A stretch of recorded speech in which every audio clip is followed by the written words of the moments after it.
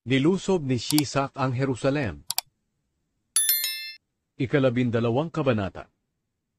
Nang matatag na ang paghahari ni Rehoboam at makapangyarihan na siya, itinakwil niya at ng buong Israel ang kautusan ng Panginoon.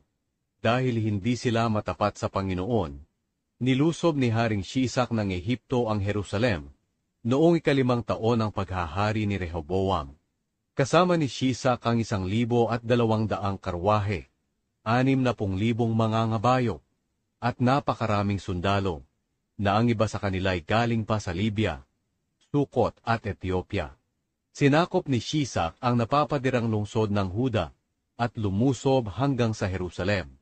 Pagkatapos pumunta si Propeta Shemaya kay Rehoboam at sa mga pinuno ng Huda na tumakas sa Jerusalem dahil sa takot kay Shisak.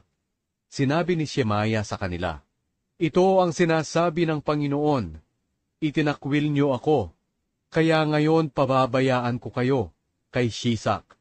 Nagpakumbaba ang hari at ang mga pinuno ng Israel. Sinabi nila, "Matuwid ang Panginoon." Nang makita ng Panginoon na sila'y nagpakumbaba, sinabi ng Panginoon sa pamamagitan ni Shemaya, "Dahil nagpakumbaba sila, hindi ko sila lilipulin at hindi magtatagal, ay palalayain ko sila. Pero ipapasakop ko sila sa Kanya, para matutuhan nila na mas mabuti ang maglingkod sa akin, kaysa sa paglingkuran ang mga makalupang hari." Nang nilusob ni Haring Shisak ng Ehipto ang Jerusalem, ipinakuha niya ang mga kayamanan sa templo ng Panginoon at sa palasyo. Kinuha niya ang lahat, pati ang lahat ng pananggalang na ginto na ipinagawa ni Solomon.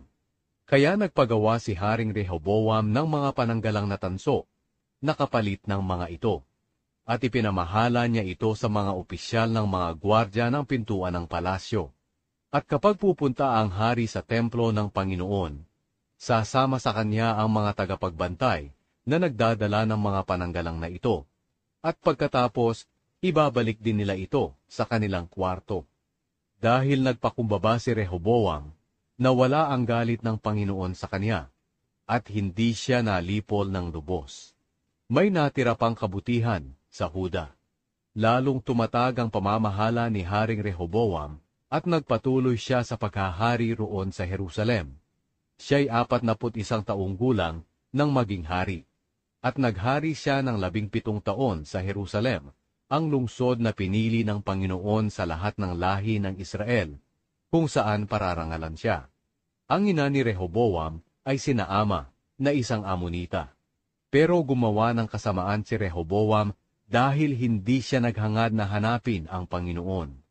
Ang salaysay tungkol sa paghahari ni Rehoboam mula sa umpisa hanggang sa katapusan ay nakasulat sa aklat ni Propeta Shemaya at aklat ni Propeta Ido, na talaan ng mga salinlahi.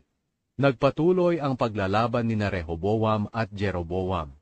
Nang mamatay si Rehoboam, inilibing siya sa lungsod ni David, at ang anak niyang si Abijah ang pumalit sa kanya bilang hari.